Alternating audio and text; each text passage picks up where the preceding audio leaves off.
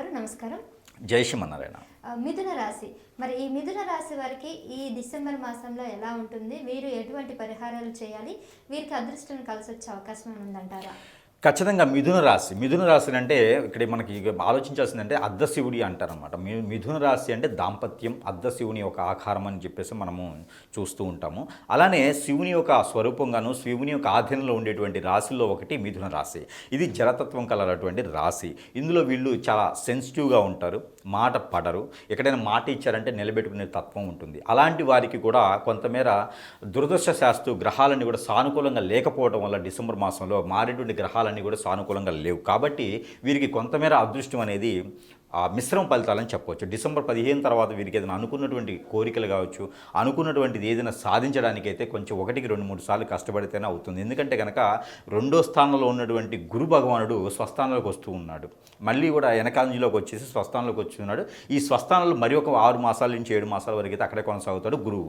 కాబట్టి వీరు అనుకున్నటువంటి పనుల్లో ఆటంకాలు రావడం, ఎదురుగా ఏదైనా దెబ్బలు తినడం కానీ, ఎదురుగా ఏదైనా గండాలు కూడా ఏర్పడేటువంటి అవకాశం ఉంది. కాబట్టి కొంచెం ప్రయాణాలు చేసేటప్పుడు ఆచి చూసి ప్రయాణం చేస్తే చాలా మంచి జరుగుతూ ఉంది. అలానే వారి ఇంట్లో కూడా ఆరోగ్యం కూడా కొంచెం సహకరించేటువంటి ఆలోచన అయితే ఉంటుంది. కాబట్టి ఇది ప్రికాషన్స్ అయితే గట్టిగా తీసుకోవాల్సి వస్తుంది, బాధ్యతగా ఉండాల్సి వస్తుంది.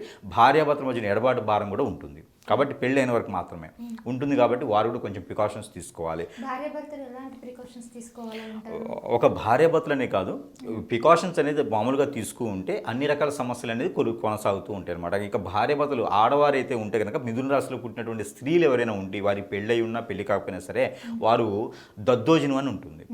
ఈ దద్దోజనంలో తాలింపు వేయకుండా రేత్రిపూట నానబెట్టినటువంటి అదే తోడేసినటువంటి పెరుగులో ఉదయాన్నే వండి దాంట్లో అన్నం పెట్టేసి ఓన్లీ ఉల్లిపాయలు లేకుండా మిరపకాయలు మాత్రమే వేసేసి ఏదైనా శివాలయంలో నైవేద్యం పెట్టాలి. ఏదైనా శివునికి సంబంధించిన ఆలయాల్లో నైవేద్యం పెట్టాలి, లేదా వినాయక స్వామి వారికి నైవేద్యం పెట్టాలి, లేదా గ్రామ దేవతకైనా నైవేద్యం పెట్టాలి. వారి సమీపం ఉన్నటువంటి ఆలయాల్లో పెట్టినట్టయితే కనుక వీరికి ఆరోగ్యపరంగా, ఆర్థిక పరంగా శత్రు భయము అలానే పితృదోషాలు కొంతమేర తగ్గుతాయి. వీరికి కొంచెమే తగ్గుతాయి కూడా ఆ మాత్రం ప్రయత్నం చేస్తుంటే వీరికి జాబులో వెసులుబాట్లు కూడా కొంతమేర వచ్చేలా ఉంది. ఇది మంగళవారం కానీ ఆదివారం కానీ ఒక్కసారి చేస్తే సరిపోతుంది ఈ ఒక పరిహారం. అలానే స్త్రీ పురుషులు ఇద్దరు కూడా చేయాల్సిన పరిహారం ఏంటంటే కనుక గోధుమ రొట్టెలు తీసుకొని ఒక 4 వీరు తయారు చేసుకుంటే ఇంకా మంచిది. గోధుమ రొట్టెలు అంటే చపాతీలు, పుల్కాలు లాంటివి ఆయిల్ లేకుండా వేయించేసి దాంట్లో ఈ తేనె లేదా ఉల్లిపాయ రసంతో వారు ఏ కోరికలోనే రాసుకోవాలి.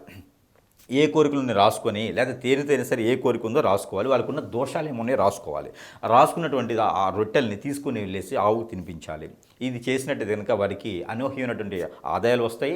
అనూహ్యమైన ఆదాయాలు వచ్చేటువంటి వనరులు కూడా వీరికి సానుకూలంగా ఉంటాయి. గ్రహాల యొక్క స్థితిగతులు కూడా వీరికి ఏర్పడుతూ ఉంటాయి. ఇక వీరిలో 4, 6, 9వ స్థానాల్లో కుజుడు కానీ 2, 3, 4వ స్థానాల్లో కనుక రవి కానీ ఉన్నట్టయితే వారికి అనూహ్యమైనటువంటి అవకాశాలు మెండుగా రానున్నాయి ఈ డిసెంబర్ మాసం 15వ తారీఖు తర్వాత. అవి ఏంటంటే రాజకీయ నాయకుల్లో కావచ్చు, సెలబ్రిటీలో కావచ్చు మంచి అవకాశాలు అయితే ఏర్పడతాయి. కాబట్టి వచ్చిన అవకాశాన్ని చేతికి అందిపుచ్చుకుని వెళ్తే కనుక ఖచ్చితమైనట్టుగా వీరు దినదిన అభివృద్ధి అయ్యేటువంటి అవకాశం మెండుగా ఉంది. కాబట్టి ఈ మార చిన్న చిన్న పరిహారాలు చేసుకొని అదృష్టవంతులు అవ్వచ్చు ఈ యొక్క రాశి వారు.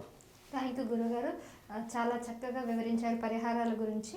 ఇక గురుగారిని అడిగి 4వ రాశి గురించి కూడా మాట్లాడదాం.